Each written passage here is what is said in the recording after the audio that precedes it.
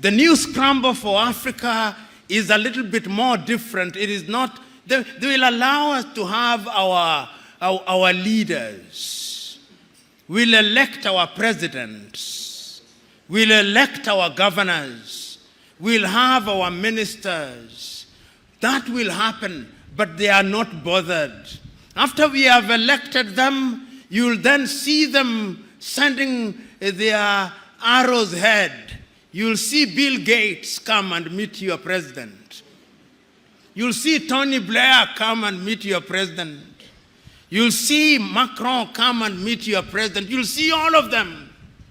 And then they will never admit, but they'll be told, if you want money in agriculture, behave this way. If you want money in this area, behave this way. They will never tell that to the Chinese. They will never tell that to the Indians. They will never tell that to the Vietnamese. They will never tell that to the Koreans. But in Africa, they tell us. That is why, as I speak to you now, under this new scramble, the IMF and the World Bank are back, telling you who to hire in your universities, what to sell and what not to sell. It is a sad situation.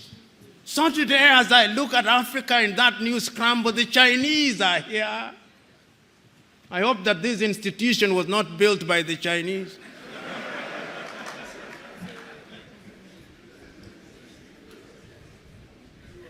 The Turks are here.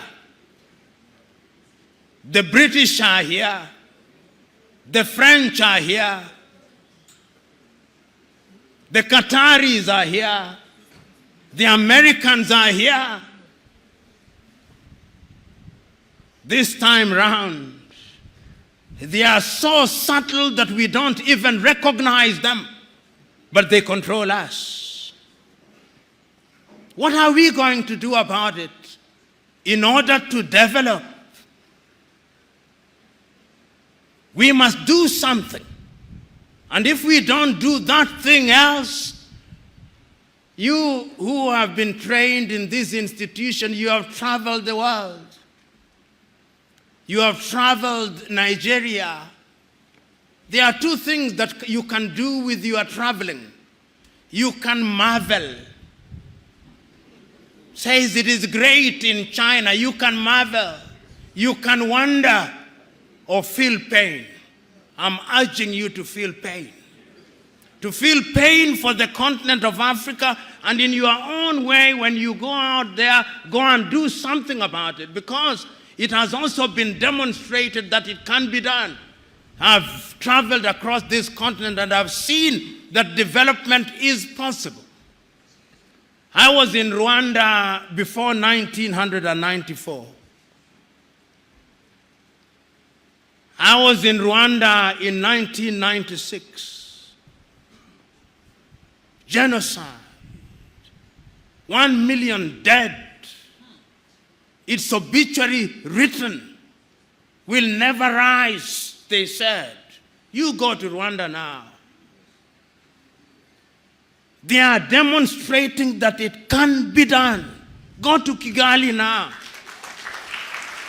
See what they are doing in the health sector in their own small way. See how they are collaborating in the area of mobile telephony in their own small way. It can be done. I've been to Botswana and I've seen what they are doing in their own small way. I've been to Mauritius, see what they are doing in their own small way. And they do not have the resources that other countries have. They do not have the resources that the Democratic Republic of Congo has. And I'm giving these examples to say that indeed it can be done, and it can be done within the continent of Africa. So what we must do is to begin to pull together. You know,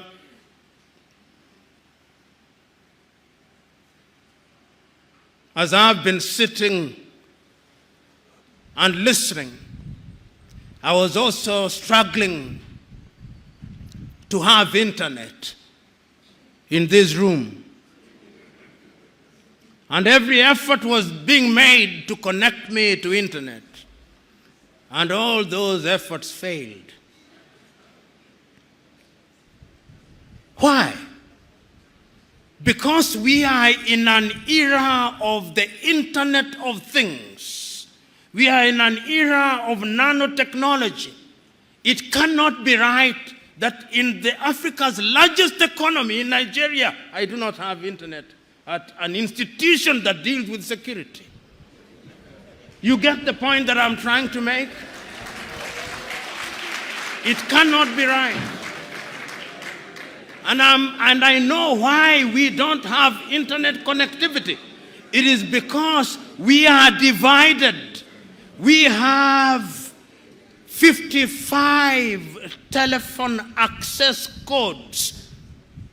Nigeria 234, Ghana 233, Kenya 254, Tanzania 255, Uganda 256, Zambia 260, Zimbabwe 263.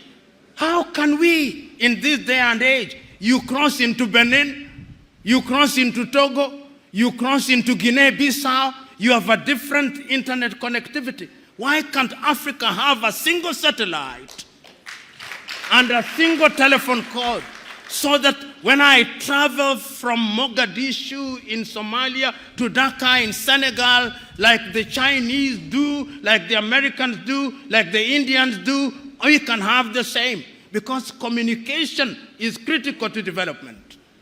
And I'm saying this, part of my agenda is to prick your conscience with live examples, that you may go out there irritated, but irritated to do the right thing. And I'm suggesting that indeed, when we talk about development, this is what we must do. But is Africa conscious of her state? Yes, Africa is conscious. This is what makes me happy. That after all these analysis, it appears to me that Africans have now recognized that going forward, we can only defeat the conspiracies, we can only have development as we are talking about it by working as a team. And that is why, beyond the Millennium Development Goals, beyond the Sustainable Development Goals, we as Africans under the aegis of the African Union do now have our grand vision of Africa Agenda 2063.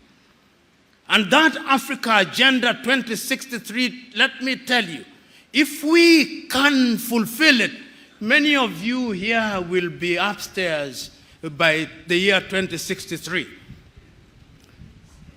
But our contribution, perhaps you do not know what I mean upstairs, not up. You will be with the Lord himself. But the most important thing is that Africans are now beginning to see beyond the next election. Because part of our problem in Africa has been that we plan in 5-year circles. We don't have a grand agenda, but now we have a grand agenda. And if you look at the 7 pillars of Africa Agenda 2063, everything is covered. Health is covered. Research and science is covered. Climate change is covered. Women's participation is covered. Democracy and governance is covered. The arts and the culture are covered so that Africa can become a serious player in the international agenda. As we speak now, we are not a serious player. You know, and I say this perhaps too often, but I must repeat it because it is important. I was looking at the GDP of Indonesia. The GDP of Indonesia this year, by the end of this year, will be 1.1 trillion United States dollars. Indonesia is the 17th largest economy in the world using all critical indices. It's amongst the G20. The population is about 200 million, just about Nigeria. Nigeria is a GDP give and take at the very best of 550 billion United States dollars. I'm looking at the power generation in Nigeria at the very best. you generate about 17,000 megawatts. You lose about half of it, so that what goes into the grid is no more than 8,000 to 7,500 megawatts into your GDP. You are the biggest economy in the world. If you look at Iran, Iran generates 75,000 megawatts. So when we talk about industrialization, we are not even close to industrialization. Look at the diversity of power generation that you have. Most of it is hydro. You are not harnessing your solar.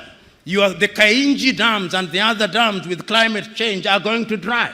If you look at the major rivers, it means that you are going to be in trouble. You look at Zimbabwe now, for example, in power generation, 2,000 or give it 2,500 megawatts. The dams are drying, the Kariba is drying. So Africa must begin to think, even as we think of Africa Agenda 2063, because energy is the game changer.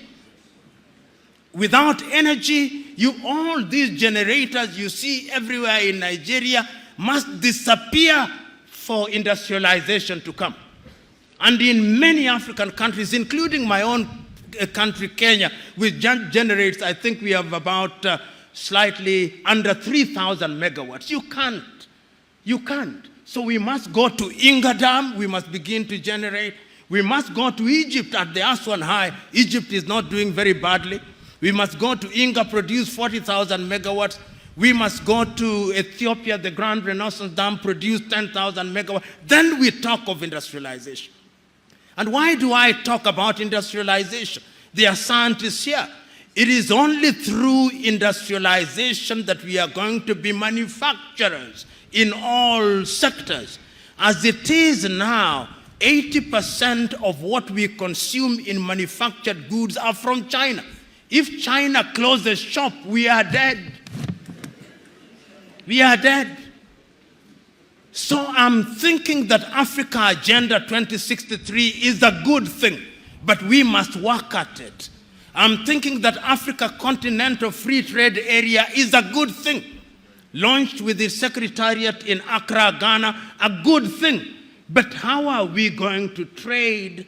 How are we going to get somebody to drive a truck from Accra, Ghana to Juba or to Asmara in Eritrea without peace and security? So you can also see that peace and security is at the very heart of it.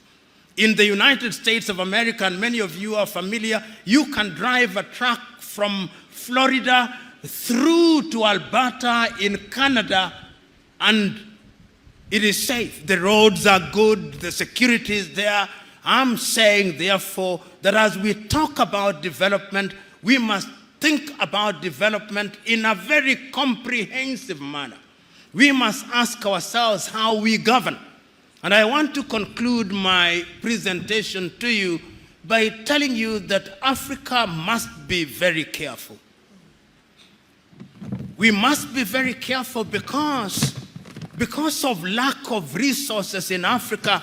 I'm beginning to hear things that worry me. And because I'm a keen student of what is happening in Africa, I'm getting worried on a daily basis. The forces that divide us, the belief by many people in Africa that if we separated from our current countries, we would be better. It is beginning to happen. It is happening here in Nigeria.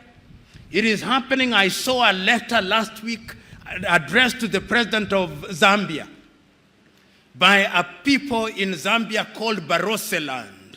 And they are telling President Hakainde Hichilema that you remember in 1964 we had an agreement with the Lusaka government that the time has now come for Baroseland to become an independent country. Can you believe it?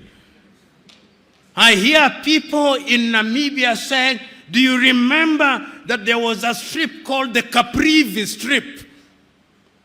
I hear people in Ghana saying that you remember that in the Volta region we had a different country. I hear people in Zimbabwe saying that there should be a country called Mtuakazi. I hear people in South Africa, the South Africans, saying that we should have a separate country in the Western Cape. I hear people in Ethiopia saying we should have Tigray and Oromo. The centrifugal forces are there. And the only way to bring them in is to create a sense of belongingness. The people must feel that they are part of it. I remember the words of John Garang of South Sudan. When he spoke in Khartoum, he told the Numeri government, we do not want to create a separate state, but make unity attractive. Make unity attractive, make Sudan attractive, make Khartoum attractive, because if you don't make it attractive, we will separate, and that will make us weaker. And I'm saying this because of this thing we call democracy.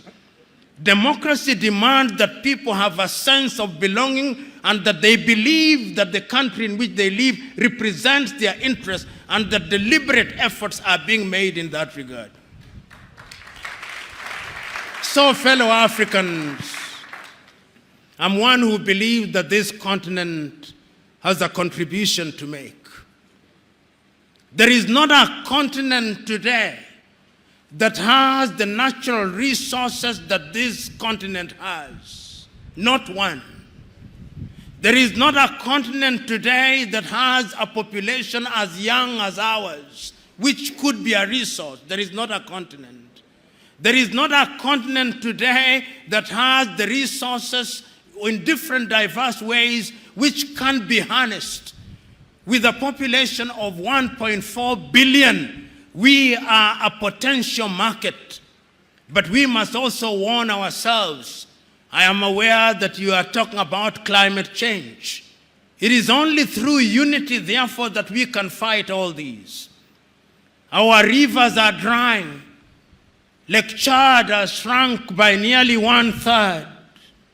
The rivers are drying. The climate is changing. The Sahara is coming down south. The rivers down are drying or getting polluted. Our farms are not yielding the way they were yielding before. Our seeds are being destroyed. Our young men and women are running away. And remember, the Germans are now saying, we want young people. The Canadians are saying, we want young people. We are in danger. You who have been trained in this institution, now go back to your countries and tell your countries that yes, there is a conspiracy against the continent of Africa, but the human relationship, is it not about conspiracy? Even in families, are there not conspiracies? Is it not our duty to fight and defeat those conspiracies so that that is no longer an excuse? Go out there and say that we have the possibilities and that these possibilities require and demand that we look at Africa as a total whole. Go out there in your little ways and make your contribution. The 78 of you who are graduating here today, I'm suggesting to you that development must start with you. Go back and let in every institution where you are, let it be said that since he came back from NISS, he or she is different. He is different in a positive way. And all of us who are here, whether we are politicians or academics and in different sectors, let us go out there having made a solemn vow that Africa must do it. If you can't do it for yourself, ask yourself which Nigeria you want to bequeath to your children and your children's children. You are here, maximum 40 years, you will have gone upstairs. But after 40 years, in which kind of country will you want your children to be? This is the question. It is not about you and me. It is about them. This is intergenerational. Africa must change. Africa can change. And it can only change if we change our minds. And our minds we must change. Ladies and gentlemen, thank you very much, and God bless. The informative information presented in this video is motivational and is positively aimed at inspiring, educating and entertaining the viewers with the cutting edge of critical reasoning. If you enjoy the contents on the Black Radar YouTube channel, please consider subscribing to show your support.